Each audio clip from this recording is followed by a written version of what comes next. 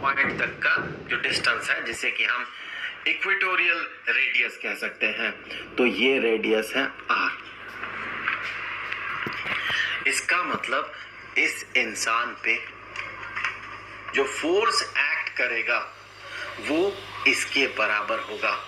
यहाँ पर मैं एक बात आपको बता दूं कि हो सकता है आपको लगे कि ये इंसान अगर छत पे होगा तो अर्थ के सेंटर से इस छत के लेयर तक का या सरफेस तक का जो डिस्टेंस है वो r से थोड़ा ज्यादा होगा, क्योंकि ये जो है ये एक्स्ट्रा डिस्टेंस है।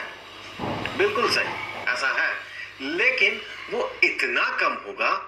यहाँ अर्थ का जो रेडियस होता है, जो इक्वेटोरियल रेडियस है, वो 6378 किलोमीटर है, और ये डिस्टेंस कितना होगा? ज्यादा से ज्यादा 400 मीटर।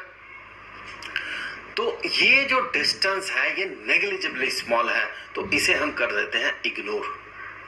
नेग्लेक्ट आप कर सकते हैं इतना बड़ा लेंथ के सामने, आर के सामने, अगर ये छोटा सा जो हाइट है स्मॉल लेटर एच, इसे आप आसानी से नेग्लेक्ट कर सकते हैं। तो इसीलिए अर्थ के सरफेस के आसपास पॉइंट कहीं पर भी हो, हम कंसीडर कर लेते हैं अर्थ के सेंटर तक का डिस्टेंस जो है उस पॉइंट से वो फिक्स्ड है, वो कांस्टेंट है। तो अब चलिए देख लेते हैं जी का वैल्यू क्या होगा। तो जी का वैल्यू, जैसे कि हमने यहाँ पर बात किया है, जी एक्सीलरेशन ड्यू टू ग्रेविटी, ये होना चाहिए इस इंसान पे जितना फोर्स एक्ट किया डिवाइडेड बाय उस इंसान का जो मास है।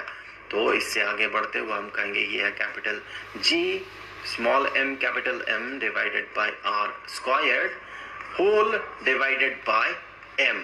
तो यहाँ से ये जो m है डिनोमिनेटर का और न्यूमरेटर का कैंसल आउट हो जाएगा, और हमें मिलेगा ये जो g है, ये g small letter g acceleration due to gravity, ये बराबर है gravitational constant into mass of earth divided by earth का जो रेडियस है उसका स्क्वायर। यहाँ हम इक्वेटर पे कंसीडर कर रहे हैं तो इक्वेटोरियल रेडियस। तो फिर यहाँ इस इक्वेशन में मजेदार बात यह है कि यहाँ स्मॉल लेटर m अपीयर नहीं कर रहा है। इसका मतलब क्या है?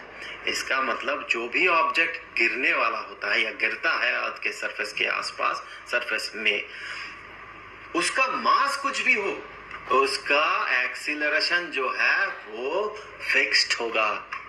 आप छोटा ऑब्जेक्ट गिराएं, आप बड़ा ऑब्जेक्ट गिराएं, उसका जो एक्सीलरेशन होगा वो फिक्स्ड होगा। लेकिन हमें ऐसा दिखता नहीं है, हमें कभी कभार लगता है लेस डेंस ऑब्जेक्ट जो है, जैसे कि रुई और पत्थर एक साथ अगर गिराएंगे तो रुई जो है वो धीरे धीरे, कॉटन जो है वो धीरे धीरे गिरता है और पत्थर बहुत जल्दी गिर जाता है। इसके पीछे दूसरा रीजन है, इसके पीछे जो रीजन है, यहाँ बुएंट फोर्स एक्ट करता है और साथ ही साथ विस्कस फोर्स भी एक्ट करता है।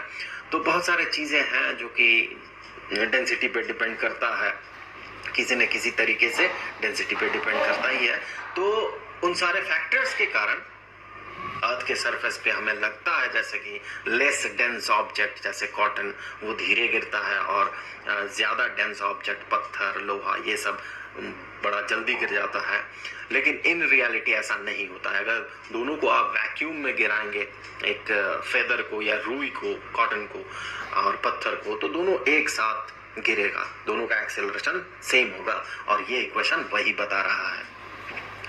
अब चलिए देख लेते हैं इक्वेटर में जी का वैल्यू कितना होगा। उसके लिए कुछ वैल्यूज हमें पता होना चाहिए, जैसे